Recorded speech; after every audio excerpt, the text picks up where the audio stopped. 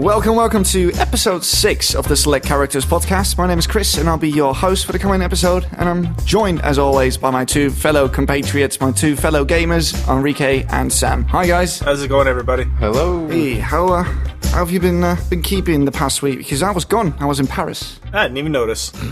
Been holding up all right, man. Definitely not Paris level though. I'm tired. My feet are killing me. But yeah, right back into the swing of things. I got back 2 days ago, and now I can do another podcast, and I've got a couple of more things to look forward to during the week. I'm trying to squeeze in some more Witcher time while I'm doing that, so yeah. I want to take this time to do a bit of follow-up because of something someone said on the subreddit in regards to what we said about The Witcher. If you don't mind, I've got his comment right here. I can read the entire thing for you, and I would like us to talk about that a little bit because he has got a good point. All right. Here it comes. I do have an issue with something that no one on the podcast addressed. While CD Projekt Red isn't trying to be your friend, they are above and beyond in terms of trying to be consumer friendly.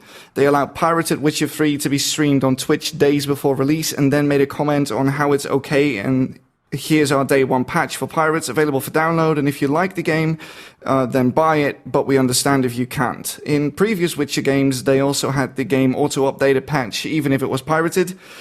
So while they aren't my homeboys, they actively support pirating, and they are giving out 16 free DLC packets, all of which is losing them money. Maybe I'm tired of people copping out with you can't run a business like that because companies like CD Projekt Red do, and it's awesome. This was said by Reddit user Trionyx11.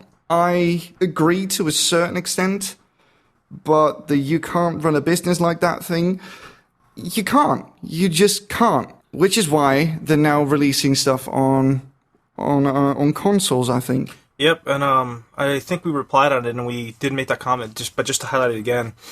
Yeah, they're doing a great job of catering to the PC crowd and basically just anybody in general, because for them, like I said, pirates are just people that haven't, their customers they haven't won over yet, so they're kind of hoping, like Sam said last time, to win some good guy points, and eventually, these people will kind of come around and say, you know what, I'm going to support them because they've been so cool this time. And that's all well and good, but the numbers speak for themselves, and, we're currently in a position now where CD Projekt Red has come out and officially stated that, hey, if it weren't for console sales, we wouldn't even be having a Witcher 3. So it kind of makes you think if, their lenient stance on piracy has kind of been, a little bit more worse for the wear. I think it's just a PR move. They are consumer friendly. I'm not denying this. They really are consumer friendly. But it's not that they are openly supporting piracy. They're just trying to score good guy points in hopes that if they appear more human to everyone, people will feel sorry for them and buy the game legally. Well, I think it's just one of those situations where competition between businesses comes out in the consumer's favor. And in this case, that's how they are competitive, is by being consumer friendly.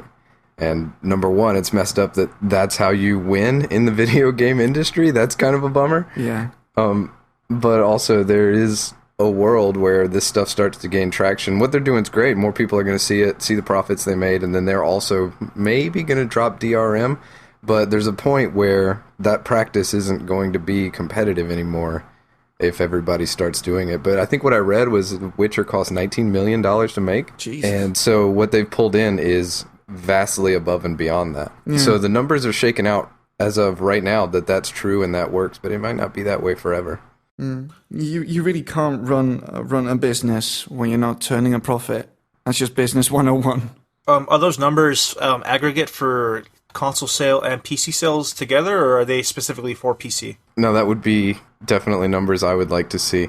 That was just 19 million was the cost to make it, and then I think the tail on the Witcher right now is to sell 7 million copies, but I don't know the division of that between consoles and PC, but I bet you'd see something like Skyrim where the console sold a vastly larger amount of copies. Well, I'm not sure if they're going to sell more copies on the consoles than on PC because the consoles are still pretty new and they don't have a huge installed user base yet. I don't know, man. Like they've been out. I think the consoles have gone past the quote unquote new phase. I think we're at a point where we can call them current gen now. I know the PS4 is doing quite well. I'm not sure about the Xbox One. I know that the PS4 is outselling that one, but Yeah, you might be right, actually. There might be a bigger install user base now. I'm only saying that just based on that we're seeing less and less, I guess, AAA titles coming out for both systems now. Right. That's usually a good, I guess, meter of where the shelf life stands for like the old versus next gen systems, where you start seeing titles that are releasing both on older and newer gen consoles, and then eventually it kind of starts to taper off, and you start seeing less and less cross-platform releases. To wrap up the question, or to wrap up the comment, CD Projekt Red, not your friends, but they are consumer friendly, which in this day and age is apparently something special. But yeah, shall we talk about video games? Let's keep doing that. Let's do more of that. Okay, this is going to be a quick one because I know the answer to this question, but I'm going to ask it anyway for the sake of consistency. What have we been playing this week? I've been playing The Witcher 3. You two? Witcher 3. All right, let's move on to the first topic then. So, the first topic I want to discuss is actually sent in by a man called John. And I think we had his last name, but we're not going to name that on the air because there's no point.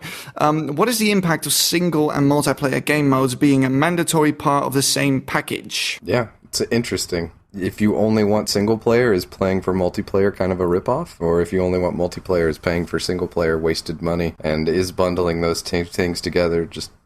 Is that a value add, or is that you losing money? I think when it comes to games like Battlefield and Call of Duty, the campaigns are basically there because they add some value to the experience, but most people just play that for the multiplayer. Be that as it may, though, I can't honestly, off the top of my head, think of a multiplayer-only release title that has been that successful. Counter-Strike. Yeah, but Day of Defeat.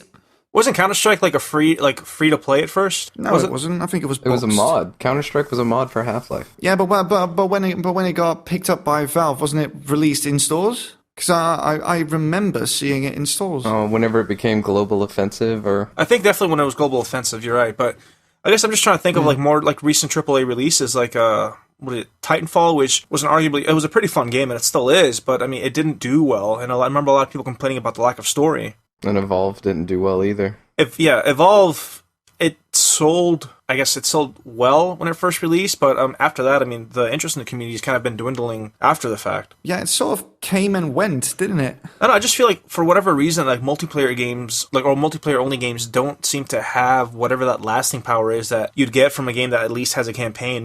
Maybe it's just you get burnt out because you don't have a distraction or what, but I don't know, there's just something to it. I don't know. In Call of Duty, the campaign is usually done within 4 to 5 hours, and the rest is just multiplayer, and those games are wildly popular, and people are still playing the older versions as well. I mean, I'd argue that if they released a Call of Duty that was online only, I don't think it would sell that well. I think people need a single-player anchor, and it just makes them feel safe in a way, maybe kind of subconscious. I think that we've moved past the point where you can release a multiplayer-only game because people have seen multiplayer games die, and in the back of people's head, they know that if it's multiplayer only, it might go away someday. Actually, that's a good way to look at it, because right now, at least the only multiplayer-only games that I can think of that have released successfully have been almost all free-to-play. I mean, if you go back to, like, Quake 3... that barely had a single-player mode, but that was at a time where everybody had full confidence in multiplayer. You knew that there would always be somebody to play with. But now, if you don't buy a game like a month after it's out, the server populations are going to be gone. And I only remember that happening recently. Like, in the last couple years, has that been a phenomenon that I've been aware of? Like, you could buy a game and then not be able to play it because there's nobody to play it with. I don't know, maybe people just feel that the single player aspect of it is a necessity. You know, almost like, you know, if you don't get a game that's released with a campaign, you know, you're almost getting ripped off. Well, it's got a spoil by date. You know, if it's multiplayer only, then you better be playing it before it fades away into obscurity, especially with how many new releases are coming out now. The total gamer population is already fractured and split between hundreds of different games. And one game coming out that's going to be multiplayer only, it's kind of risky to run that as an actual $60 purchase, but maybe that's why the free-to-play stuff is becoming so prevalent.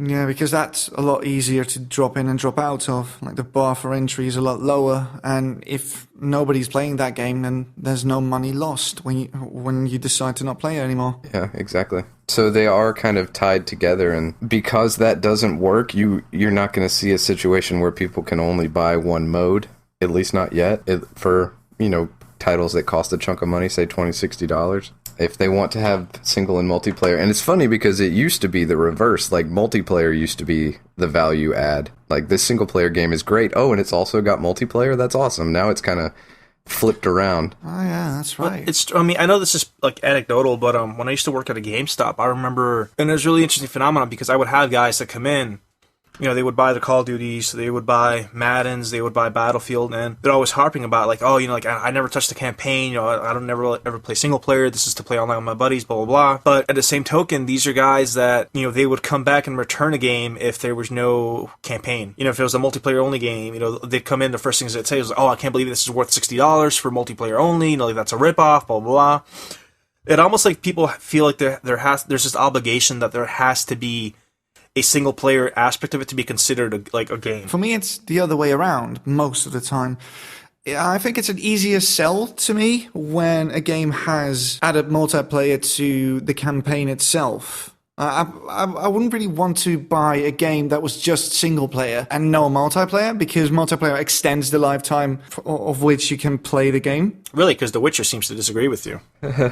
Oh yeah, definitely. I'm not saying that I don't buy single player games, period, but I'm just saying that I tend to go for single player games that have added multiplayer. I don't know, maybe it's just a perception thing, but it definitely seems like you can't successfully have one without the other, at least maybe from just a marketing standpoint, because people somehow feel like they're only getting half a product, that at the best case, you have to have both of them.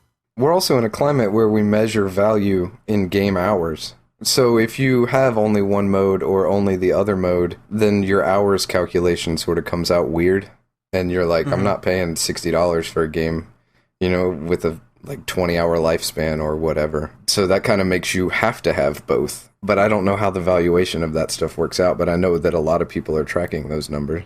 Like, they want to get some amount of their hour value from single player, and they want to get some amount of their hour value from multiplayer. And in some ways, the hour values you get from multiplayer are the bonus.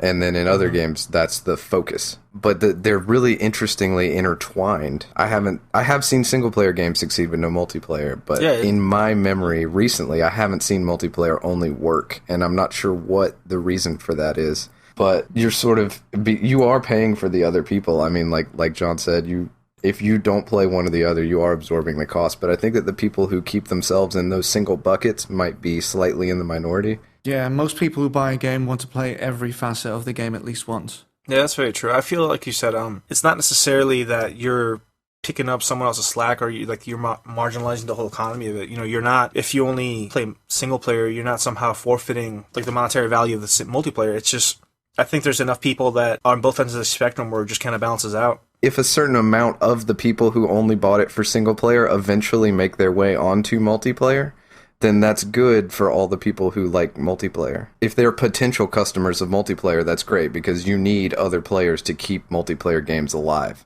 Yeah, or risk playing with bots. But yeah, I bought Brink like a year after the release, and let me tell you, playing with bots... Brink had a lot of issues that stemmed from not just the multiplayer aspect only. Yeah, it had a lot of design flaws in the mechanics as well. But I don't know. Those would have been easier for me to stomach if I could play with other people instead of just bots. Right. Did Brink have any kind of single-player campaign component? Nothing. It had a multiplayer campaign, which was, you would play through a story from both sides. It's kind of like what Titanfall did, where it was still multiplayer games. It was just a narration over it. I think that is an interesting way to approach online or multiplayer-only games. Just throw a story in there, like an overarching narrative. But again, it becomes like a point of contention, because I guess, Titanfall was criticized heavily for that, the story being severely lacking, and that people said it was almost half-assed. And there's also a finite amount of story inside the game. So once you've played through all that, the only thing that rests you is to do it all again ad nauseum, which is what put me off from Destiny, to be honest. Mm-hmm. Because after the 15th time that you've done the same raid, it becomes a bit boring. I'm still hung up on what Sam mentioned. Just like, why is it that people have this aversion to buying a game that's multiplayer only? It's because it could disappear. I mean, that's what I'm saying. It's a recent phenomenon where you have to actively think, if I buy this game, will there be people for me to play with? I've never remember thinking about that, like having to consider that in my whole history of playing video games. on the PC. Do you think that's an active consideration when people buy those games? It's got to be now. I mean, because if you get burned by that once, like all of a sudden you're aware of it. Like I remember first seeing it manifest like on the Xbox, and I thought that's weird, but I didn't really start thinking about it until recently, looking at PC games and like, oh, there's no server population for this shit. Like that's a bummer. And you realize like, what are you gonna do if there's nobody for you to play that game with? I guess you could get friends together and stuff, but that's a new phenomenon for me personally, and I think it's becoming more into the public consciousness, is that you rely on other people playing that game to be able to play it. And if that's true, then at least having a single player component can keep people around a little longer, or it can bring in new people who might not buy a multiplayer only game. It's scary weird. So like you think that single player aspect of it just helps extend the shelf life even just by a little bit? Yeah, I think it gives you an anchoring point, and it lets you say, this is something that I'll always have. This is something that even if all the servers die, I can still play this. And maybe you don't consciously make that decision, but I think some part of you might register it. And the other problem with multiplayer games is if you start measuring them from a dollar value to chunks of content scenario, a lot of multiplayer-only games aren't going to pass that bar. Like, if you pay $60 and you look at what you're getting multiplayer, you're getting like 5 maps, or 3 game modes, like stuff like that. Like you ratchet up your little list on that side. But a single player campaign, even one that's really short, like 5 hours, it's a lot harder to discreetly measure the value you're going to get from that. Right. You can say 5 maps, there's no way that's worth $60. But I mean, shit, dude, like Splinter Cell on the Xbox, like 1 map you could play and try to master for hours and hours and hours. But people, you can't measure that by looking at the back of the box, Yeah, it's very true. And the problem with multiplayer-only games is once the server shut down, and it's not a question of if, but when. Right. Your game turns into a very expensive paperweight, which is just a bad investment of your money. And I never remember having to ask myself that question. Of when. Yeah, it's a sign of the times, isn't it? I bought Quake 3 in a big metal box and figured I'd play it forever. It's just strange. It's a recent phenomenon for me. I don't know if it's recent for the community at large, but I'm starting to see it. Like, you'll see comments pop up, like, whenever there's a Humble Bundle sale or something, and somebody on Reddit will say, oh, dude, check the people playing for this game. It's like 2 people, so you better hope some people come in from the Humble Bundle, or you're not playing this thing. Yeah. I guess I'm thinking back more of my time like during the retail space, and I'm just thinking of games like, I remember, what is it, SOCOM, MAG, that released for the PlayStation, and they had a small surge of popularity, but you're right, like, after a while, I remember our store was, like, we had a back room with, like, literally hundreds of copies of MAG and SOCOM Confrontation that were multiplayer-only games, and it almost seems like because they don't have that single-player anchor to fall back on, that after a while people just get tired of, you get tired of other people, and after that there's no point to hold a game. And in the console space, it's even worse. In the console space, they turn over way faster. Yeah. Plus, there's no way for third parties to start up new servers again, like some people are doing with older PC games, whose servers have been shut down. Like, people are running their own servers for people to play on now. You can't really do that on consoles. That's true. Yeah, that's a good point. So when they're dead, man. Yeah, communities die, but the product remains, and it will forever lay there on a shelf, and you can't play it anymore, which is a shame. So it's a tough place, but I think that you get enough out of having both components to a package, single player and multiplayer, that they just work together. Each one kind of boosts the other one up, and I mean, play a little multiplayer, play a little single player. You're not getting ripped off by having the other one there. In fact, it's making the overall game better. And if they split them, then probably the whole game would die, I think, maybe? I'm not sure about that. What about games that have that multiplayer and single player intertwined?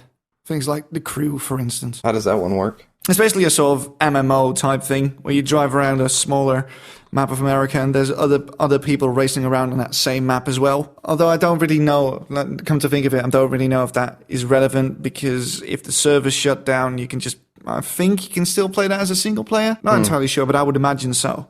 I'm not sure. I haven't really played a lot of that. I mean, some of the Miiverse stuff, I suppose, is that way, where you have people leaving little messages and stuff on top of your single-player game, where it just kind of dabbles in there. But I see what you're saying, where they kind of blend I don't think that's been done a lot in my experience, stuff that I've played. Destiny does it. The Crew does it now as well. The Division is going to do it. Borderlands does it up to a certain point where people can drop in and drop out of your game. Games like Diablo and a lot of Blizzard titles do it as well. Yeah.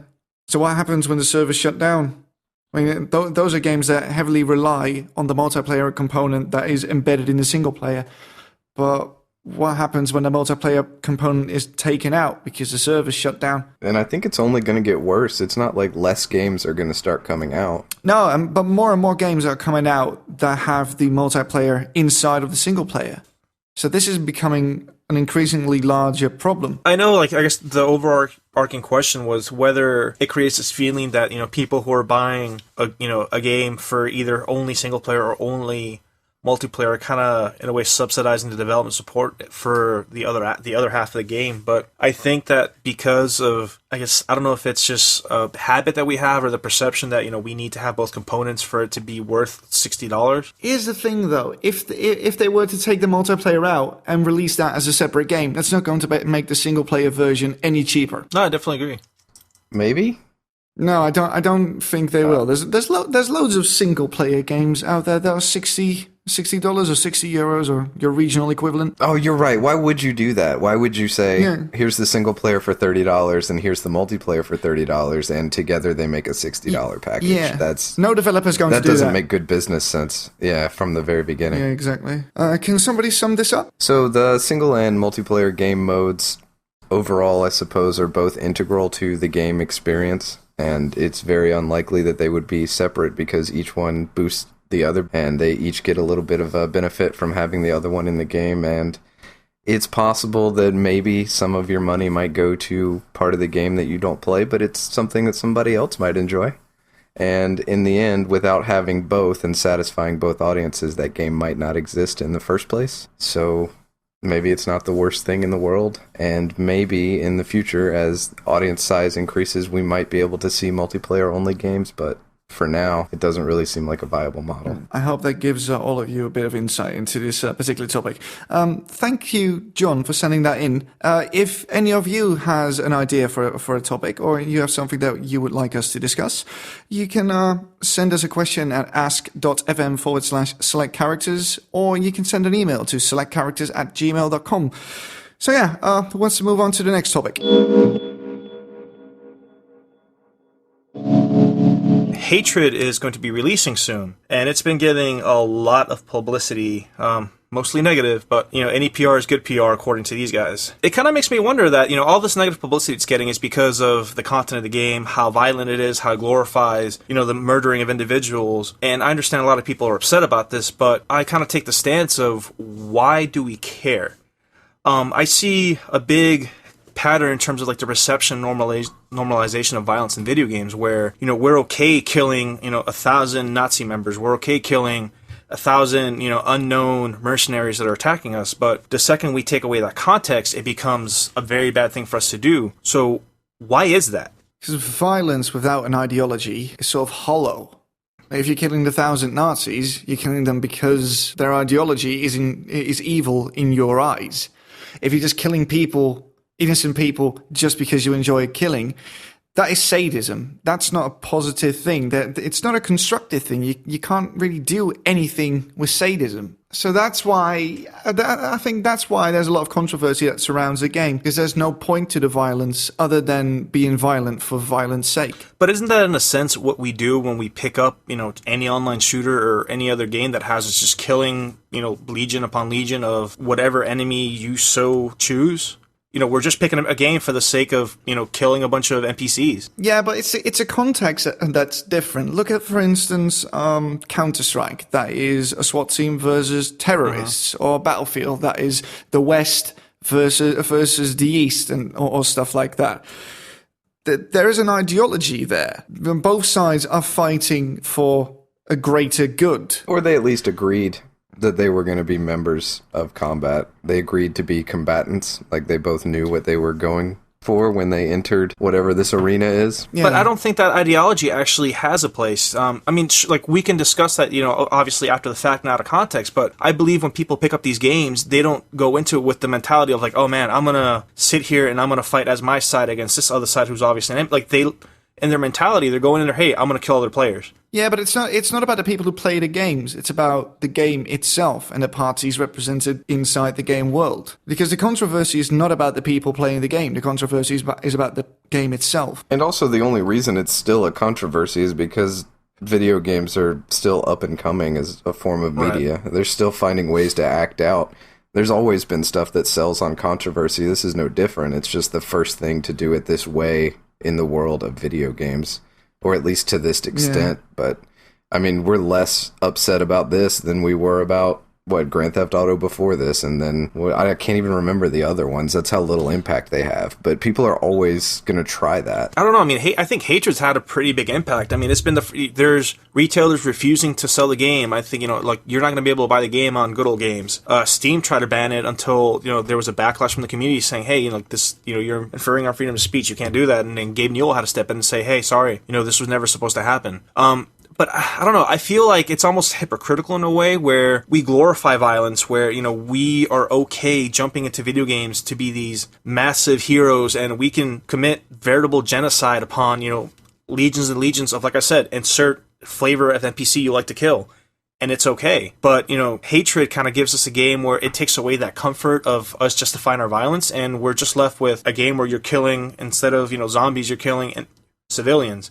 And suddenly we're kind of uncomfortable because the context isn't there anymore. We can't justify our wanton desire to just cause mayhem. Well, the context is there, but the context in Hatred's case is just sadistic. Well, that's also all it has as far as controversy, is the fact that you kill civilians.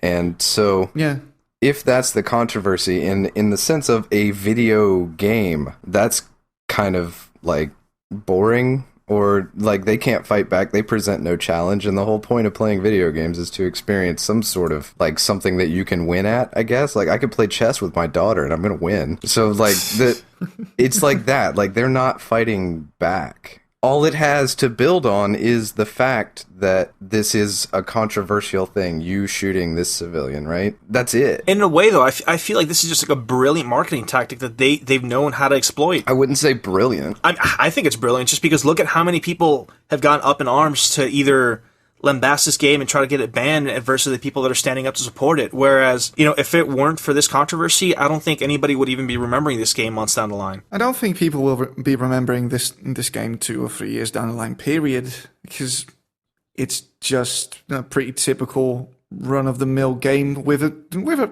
admittedly cool art style. But as far as controversies go, this will fade away probably within a couple of months. It's definitely not brilliant. Brilliant? That's like market penetration 101. Like, if your company's releasing a brand new game, you need to find a way to stand out. And this is probably chapter 1. Make something rad and extreme. Yeah, but controversy does not necessarily translate into sales. That's true. That's also true.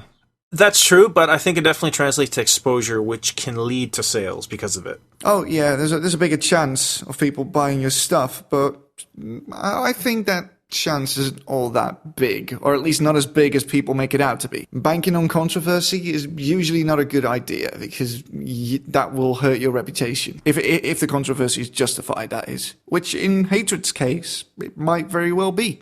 But I do think that video games are still getting their legs as far as how they use narrative tools. Like, violence creates a gut punch, visceral reaction, or at least that's what it's intended to do. And once we go through enough of these controversies and we kind of refine how we use these things, like what was the Call of Duty game where you shot a bunch of civilians? That was a thing too, right? Modern Warfare 2, no Russian level. No Russian. Right, yes. So that was one where it was kind of used to an interesting narrative effect. Also, a lot of controversy surrounding that particular level. About the same as the controversy surrounding Hatred. They even put in an option to skip that mission entirely. Do you really think it had that much narrative impact? I think it was important to establish just how fucking mental the antagonist was. I mean, that's what I'm trying to say, is that we're refining the way that we can use these concepts. Because video games as a medium is still in its infancy. Right. And because it is interactive versus passive, that creates a little more of like growing pain kind of thing. But stuff like this has to happen so that we can see like how it works, maybe. Like we can kind of get an eye into the mechanism of these narrative tools and come to grips with violence as a storytelling device. And it won't be controversial down the line like it is right now. It's just that it's an easy target. That's the thing, is that it's reciprocal between the developer and the media, because the media gets to report on it and the dev gets the exposure, and both of them get more clicks. Right. So it's like a feedback loop. But eventually, I mean, I don't think it's that controversial now. At least it's not as much as everybody's making it out to be from the gameplay stuff that I've seen. It seems really tame and definitely not up to the level that I thought it was going to be. Yeah, people certainly made it out to be a lot worse than that. But it's so over the top that it becomes cartoonish and hard to take seriously. Mm-hmm. I mean, violence has a place. Like, violence is a part of a way to tell a story. But, I mean, looking at stuff like playing The Witcher 3, they're just now sort of maybe getting a handle on cinematography kind of stuff. Right. So being able to, like, use violence in a way that is not heavy-handed, we're still a little ways off from that. And stuff like this is a stepping stone in that direction. Violence is a go-to tool for a lot of developers because violence translates really well to video games. It's an easy-to-understand concept. Right. Taking the conversation away from hatred and just more towards the concept of violence in general, I do agree that there are times when, we see violence used as kind of a narrative device. GTA 5 with Trevor and the torture scene, where you have control over that. Various other games where that's happened. But at the same time, I do think that more often than people want to admit, we see violence just for the sake of violence. I mean, even in The Witcher 3, the chance for dismemberment, it doesn't have any real impact on narrative. It's just, you slice a guy in half and you're like, holy fuck, that was cool. And I'm sure a lot of you have had that reaction when you see it. I did. I can't see the use of violence as a narrative, but I do think that people just seem to selectively forget that we are still very much enjoying violence for the sake of violence. It's fun to... I mean, Mortal Kombat, it's a game that's so over the top. It thrives on that kind of ridiculous violence. You play it because you want to rip an opponent's spine out through his testicles. You play it because you want to see someone's face ripped off and, his pelvis bone shattered. I see what you're saying, though. It's like we all agreed that violence was cool. And again... Yeah, that has no narrative purpose whatsoever to the game. It serves no purpose except just looking cool as hell. And we all agreed that was cool. Like, we all, signed a treaty that said, yeah, this shit's fucking rad, but why are people now upset about things like this hatred game coming out? Why is violence cool in a certain context and not in another one? What is the line of delineation? Well, for me, there's not. I mean, I'm as cool with the violence in this game as I am with the violence in any other game, except for this game, it doesn't seem cool, but, whatever. Yeah. But maybe it's not the people like us that are upset. Maybe other people are upset, like the wider world at large. What I found was that outrage culture comes from people who don't really consume the media that they are criticizing, which I find a bit worrying. You think a lot of the, backlash was just from observers rather than actual people interacting with it? Could be like what Sam just said. The kind of violence that you see in Hatred kind of looks and feels the same as the violence in other games. And if you're a gamer, and the three of us, we certainly are gamers, we're sort of used to this sort of stuff in video games. It doesn't really shock us in any way, shape, or form. And I think that holds true for most people who consider themselves to be hardcore gamers. So it has to come from people outside of the gaming community who see this and point at that and say, look at how sickening that piece of media is. And who benefits from generating that controversy? Not us, not the audience, because if it was made to benefit us, it would just be another shitty game, nobody would pay attention to it, and we'd all move on with our lives. Yeah. Like, we don't gain or lose from this game coming out. It's the media and the developers. They're the ones who stand to gain. So they're the ones who generate the controversy, which may or may not really exist. Yeah, and they may or may not profit from it. It depends entirely on the quality of the game itself. Like, if that needless, over-the-top violence is in a really good game, then that could turn out to be very good for the developer indeed. But other than that, if it's just a mediocre game that just goes for grotesque violence for violence sake, and people will soon forget about it. I guess from a game journal viewpoint, I'm going to avoid using any specific site names because I don't want to call anybody out, but there is a very real thing that controversy sells. if people are upset about something, throw it in their face, because they will want to click on your article and they will want to comment and they will want to, whether they love it or hate it. And I found it amusing because, when the trailer was first released for Hatred, the developers specifically chose these scenes that were, probably like the utmost controversial that you could find throughout the game. They showed the killing the mother and child. They showed like the up close of setting people on fire. And there's a lot of big game media outlets that harped on that. Like they picked up the story almost immediately. You saw it, 7 or 8 of these major sites, overnight, they popped up the same story saying, this game is sickening. Or like, like the disgusting display of violence, blah, blah, blah. And it's really funny because I almost feel like, in a way, that these developers knew how to manipulate this outrage, or this artificial outrage that these sites that are so desperate for attention would create. Because, I mean, you can go back and read those articles, and they all said pretty much the same thing. Lambasting the game, saying, oh, this looks immature, this is disgusting, without even having an ounce of idea what the gameplay was going to be like. I found it amusing as a journalist, just seeing how easily people fell prey to this, and I couldn't tell if they were doing it intentionally because, hey, 30 other sites are commenting on this, we should do it too to get in on this, or if it was just a genuine outrage that they fell for, and they didn't realize how easy it was for them to be manipulated into it. Those big game sites, they are in a position of power, and all that they're doing when something like this pops up is throw more fuel on the fire. And the internet, they don't do subtlety. Well, the internet at large just doesn't do that. People get angry, more people get angry, and before you know it, we're treating a small story as the worst thing to happen to gaming ever. I mean, we have to move beyond that. I mean, like, we have to, right? Like, just let them release their game. The people who want to play it will play it, and then the same way as everything else. Well, what I don't understand is, why is excessive violence good enough for movies? And why is it all right to do in TV shows? Why is it all right to be violent in music, but not all right to do that in video games? I mean, it is all right. It's just certain games. Like I said, it's a context. It's okay to rip opponent's brain out through his sphincter in Mortal Kombat, but of course, and that's perfectly fine. And see it in full X-ray graphic detail. It's also an interactivity issue because you have some control over what's about to happen in video games. Ah, right. You push the button to shoot the person, like you are actively involved in what's going on there.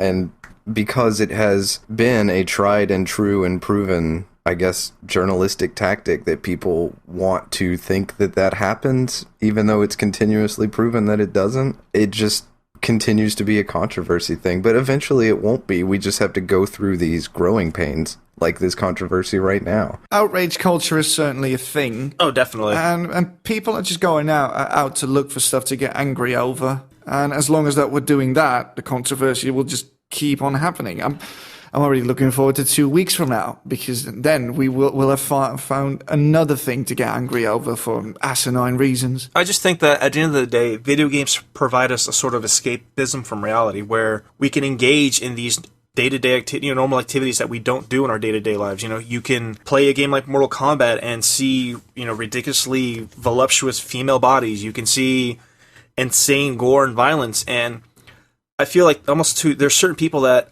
aren't comfortable admitting to themselves that, hey, I enjoy violence, or like, hey, this is kind of fun just to let loose steam on something that has no impact on the real world. And that's exactly it. It's letting off steam. It's not you actually killing people. Exactly. It's you playing a game. And I think that, I guess, context matters so much because it lets us justify these urges. Because, a game like Hatred, if you had taken the same exact gameplay, mechanics, and everything, and just simply put a zombie skin over it, we would not have heard a word of it. Yeah. Zombie games are the way we justify our insatiable need for murder. It is the thing as well, right?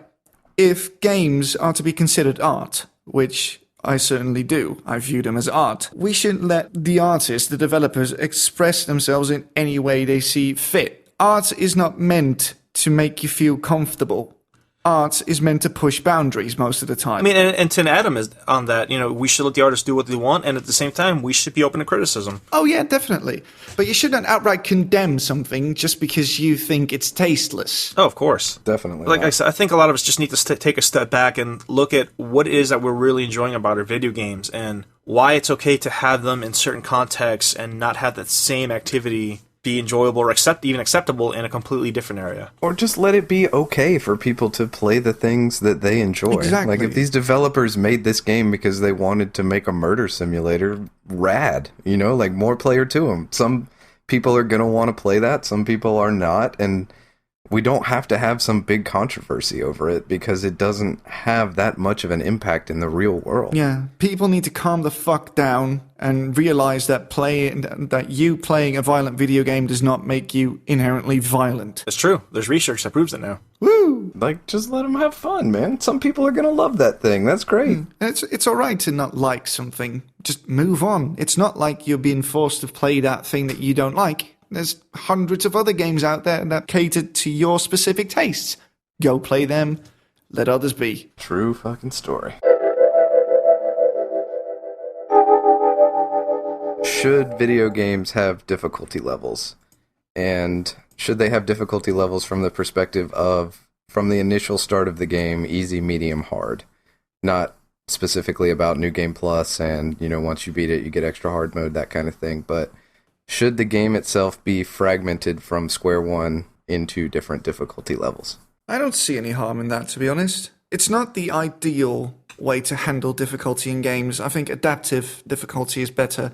If you're doing really good, the enemies get tougher. If you're doing bad, the enemies will get easier to kill. I think that is the best way, because then the experience is always tailored to your skills, and the game will get harder once you get better at it. Personally, I'm a fan of just the segmented, you know, super easy difficulty if you just want to get through the story, medium if you want a like, slight challenge, expert, and especially when they give you the freedom to adjust that like mid-game, because then you kind of have a little bit more control where maybe there's aspects of a fight that you just really don't feel like dealing with, so you bump it down on medium to get past them, and then maybe a fight's getting too easy, so you bump it up on difficulty. I don't know, like I like that choice in it, and I think it definitely depends on the context of how the game is being increased in difficulty. You know, I mean, not to harp on it again, but because it's the big game most recently in my mind, The Witcher 3, it has the really cool system where, you know, you have all these robust mechanics in terms of crafting and the alchemy and potions, where if you're playing the game on easy, you can, you know, virtually ignore these aspects, but if you bump it up to, you know, the harder setting, they almost become a necessity in the game. So it's not necessarily an artificial like inflation of difficulty where they just add bigger numbers on the monsters and they just hit harder. It actually, you know, makes you depend on gameplay mechanics a lot more. Well, that was exactly the situation that made me want to talk about this, because I don't think that they should have difficulty levels. I think that a game should have one difficulty level that is exactly the way that the developer envisioned the game should be played, whether that's hard or whether that's easy. I think that having multiple difficulty levels fragments the experience from square one, and that then you aren't sort of forced to engage with that stuff. Like, I put The Witcher one level up because I wanted it to be mandatory that I had to do the oils and I had to pay attention to the potions and all that stuff, because I remembered playing previous games, and when that stuff isn't necessary, I'm not going to go into a menu and try to interact with it. And so that's entire pieces of content that the people who made the game obviously thought would be valuable that I'm just ignoring. And without difficulty levels, then everything in the game has to be experienced the way it was intended by the chef. The absence of difficulty might put some people off. If the game's too hard for them and they can't turn it down, they may not be able to continue playing the game. So giving them the choice, good. If you want the experience exactly the way the developer intended it to be, you can just keep it on the normal difficulty level, on the default difficulty level, and not bother with it anymore. Yeah, I mean, I disagree with that mentality, because I think any decision that takes away a player's choice is a bad decision, and yes, forcing them to engage in whatever the developer's, you know, perceived vision of the game, I think it's just a bad business practice in general. There's no real reason you should completely, you know, cut out a part of your demographic just because they're not, quote, you know, good enough at the game. But is it that bad to create audience exclusion, though? I think it is, because it fragments a community. Dark Souls didn't have difficulty levels. And Dark Souls, I mean, it didn't do that well. I mean, Dark Souls did well, but I mean, it was a big deviation from the difficulty level of Demon Souls, which is what it was a spiritual successor to. And I love Demon Souls to death, and I actually still hold it above Dark Souls because I think it was a lot more challenging. But I'll be the first to say, that is not a very accessible title to a lot of players, and it was off-putting to them.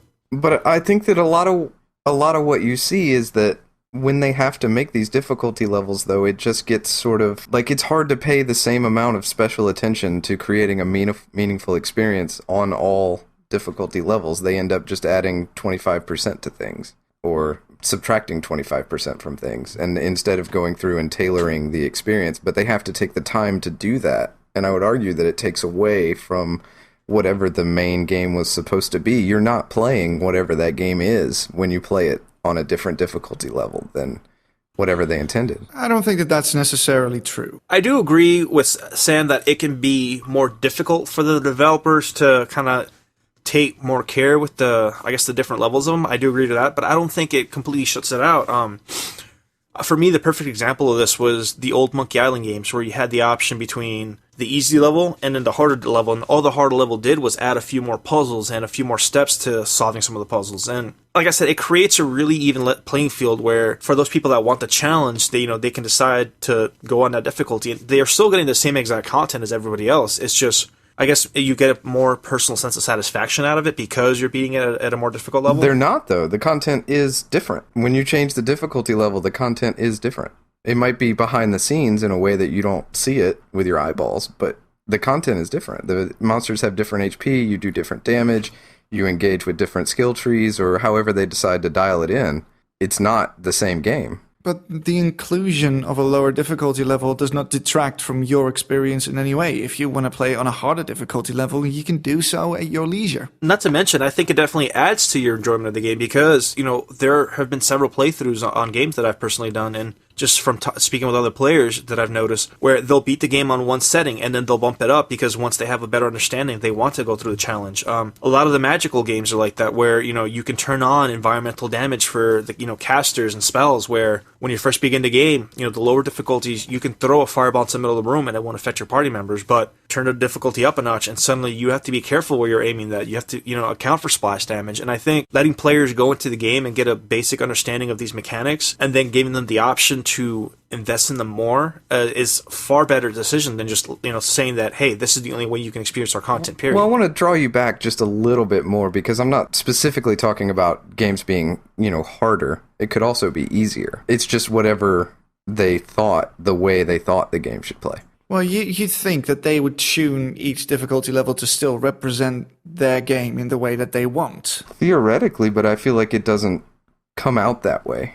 What makes you say that? Because just looking back at past games that I've played, like if you played the maybe Fallout games or something like that, if you turn the difficulty level down, then you don't have to interact with a lot of that stuff. You don't have to think as much about what skills you want to take or how much you can carry or all this stuff. And maybe that's not what they had in mind. And when you make a more expansive game, they can't pay a full amount of attention to 3 different factors. Well, people who knock down the difficulty are obviously looking for a different experience. Otherwise, they wouldn't have knocked down the difficulty anyway. And it works in reverse as well. I did it with The Witcher 3. I found out that the game was too hard for me on normal. I know. I'm not the best gamer out there. So I knocked it down to easy, which was, I think, it was called the story thing or something like that. But now that I learned the ropes, now that I learned the mechanics, now I learned how to fight, I knocked it up to normal again. So it works the other way around as well. It helps, it gives you training wheels if you need them, and you can take them off when you're confident enough in your abilities. But you would agree with the point that it is a different experience. Outside the context of good or bad, just different. It can be. Yeah, different in terms of numbers are smaller or bigger, yes. But I don't really see a problem with that. It's giving people more choice as to how they want to tailor their experience. And if they find a game too difficult, they just knock it down. And they can enjoy the game more. I guess for me, the reason I'm so hesitant to agree with Sam is just because there's so many different interpretations of what difficulty is for games. For some of them, it means just adding, a percentage modifier to the boss's health, and it's the difference between spending 20 minutes on a boss fight to, 40 minutes because they suddenly become a bullet sponge. To other developers, it means increasing the game, the attention that players have to put into the mechanics of the game. So there's no clear line on how that base difficulty level is established. So I think that's why we need to have it's almost necessary pandering in a way. Well, that's what I'm, obviously just kind of vaguely worried about, is that if these three modes are different experiences, then that is inherently more time spent than creating one experience. And so if there's only a certain amount of time, then it has to be divided three ways, even if you put the bulk of your time into the, normal straight path down the middle. It's still a certain amount of fragmentation, and maybe the impact in that is not as large as I think it is in my mental space, but I guess worry in a way that maybe it's taking away from whatever the game is supposed to be, and that maybe a barrier of entry isn't the worst thing, or maybe even lowering it so that more people could come in if that's what you want to do. Like, if that's what you want from your game, then make it how you want it. And it's a bummer that sales can drive, like, the vision. Right, like the accessibility. Yeah. Well, some games are tailored exclusively to people who like hardcore games. Take, for instance, Bloodborne or Dark Souls and Dark Souls 2. And some games are tailored the other way. Yeah, and they are more casual for casual players. Now, all I'm saying is I know what you're saying, but I don't fully agree with you. I guess is your main concern that by spending so much time to balance out, three different modes of the game, it's taking time away from the overall development of the game itself? That's it. That's 100% it. Yeah, but that's a big what if. Oh, absolutely. For all you know, the process is a lot easier than you'd think, and it doesn't really take away any content from the game whatsoever. Also very true, but it's a what if with a small percentage chance. But if games did not have difficulty levels, then there's a 100% chance that that's not happening. Right. So that's sort of the valley that I'm in, like trying to think about difficulty levels. It's just they've become a cornerstone, like they've become a thing that we expect to be there. Mm-hmm. And sometimes they're better thought through, and sometimes they're not as well thought through. But overall, if they weren't there, like, what do we lose versus what do we gain? I think you'd lose potential customers if you're a dev and your game is too hard for a lot of people, because a lot of people won't buy your game, which means revenue lost. Right. And do you think that's a bummer overall, or? I mean, it's not the worst thing. It's obviously a thing that happens and that you have to be aware of. I don't think it's a problem whatsoever. I've never viewed it as a problem anyway. I think I like to have the choice, because if I want to focus exclusively on the story, I can just knock it down to the easiest difficulty setting and just feel like an all-powerful god. I'm completely fine with that. Basically, being able to come to the game on your terms outweighs the cost that might be associated with not having difficulty levels. Yeah, because I think that the cost of having separate difficulty levels isn't as high as you think it is. That's true. Are you against just that initial, I guess, setting when you first start the game, where you decide how you want to enter it, or are you? Yeah, would you be okay? Part of it. It's because when I sit down to play a video game, what I want to play is, I want to have the experience that somebody else thought I should have. Right. Like, I want to, as close as possible, see what their creative minds came up with, like what they crafted for me to go through. And yeah, you're right. From square one, when you have to pick a difficulty level, it's not always assumed that normal is exactly the developer's vision. Well, why else would they call it normal or default? You think that is the starting point. Well, from which the developer wants you to start off. Hard could be their vision. Like the optimal way that they see their game played, like the best experience could be hard, or it could be easy. But maybe they added the other things just to, do that stuff, create a larger audience and not exclude anybody from being able to play the game. It's just, that's me in my brain, like what I want from playing a video game. And like, I want you to give me the thing that you thought that this should be. Right. Right. But why do you go for that instead of just going for the experience that suits you the best? Well, because I don't think that's true to the reason. I mean, I guess it's sort of it feels like a bad way to say it, but I feel like that is me telling them that I know better, that like I know how to do their jobs better than they do. Right. Well, you sort of do, because difficulty is sort of subjective. What's easy for you might be very hard for someone else. So they include those options in there so you can tailor the experience to your level of skill. Right, but I don't want that level of agency over it, you know? Like, I want... Right. Just put the thing in front of me, like, make me dinner and I'll eat it. You know, I don't want to go back in the kitchen and, like, mess around with stuff. Right. I want this to be the ultimate expression that you thought it was. When you order a steak, you know, you have the option of choosing, you know, medium, rare, well done, That's or whatever. true. So yeah, the restaurant analogy, not the best one, I suppose. you do choose how you want to consume it. And I guess like the direction I'm coming from is because I've played so many games where these difficulty levels have actually managed to enrich my experience because of how robust the mechanics have been. More recently, you know, XCOM is a game that I like to go play once in a while back, you know, and I've been playing The Long War, which actually ups the difficulty, but it's really interesting because with XCOM, you know, if you play at the easiest setting, it's super simple, you know, you have higher chances to hit the enemy, you know, some of the mechanics, you know, aren't as punishing, your mistakes are fine, but when you increase the difficulty, you suddenly have to start worrying about whether your characters are flanked, whether you're, you know, in half cover or full cover, whether you're susceptible to Overwatch. And it's cool because it gives you a better appreciation for these mechanics that if you're just at a point where you really don't want to deal with that stuff, you can shut them off in a way, versus you can decide to enrich your experience by exposing yourself to these mechanics. And, you know, you're given the choice to do so.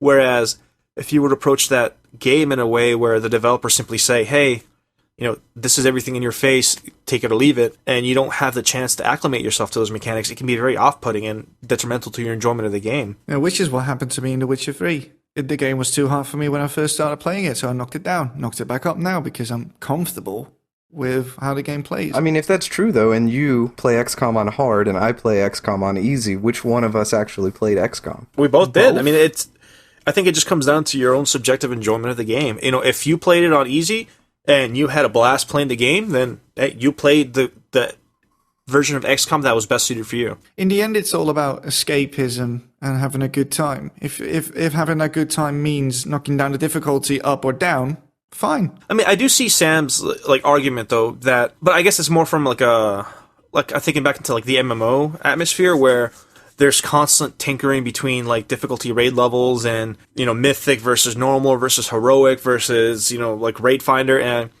that's been a big point of contention for a lot of players where you have a big part of the community saying, hey, you know, stop fucking with all these levels. You know, it should just be this and that's it. Where you have other players saying, no, but I want this content too. And I can understand people being upset that there is that very real possibility that by devoting so many resources to balancing this just right, that they're completely neglecting other aspects of the game. So I mean, that's a very real fear, and I can definitely see that. But again, I think just being able to have the choice on how you enjoy the game definitely offsets that.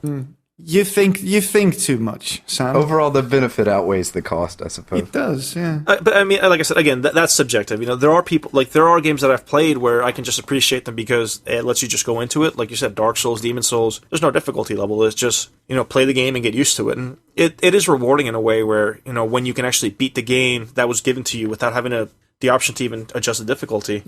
But at the same time, you know, I do think it can make the barrier for entry a little bit more, like, less forgiving.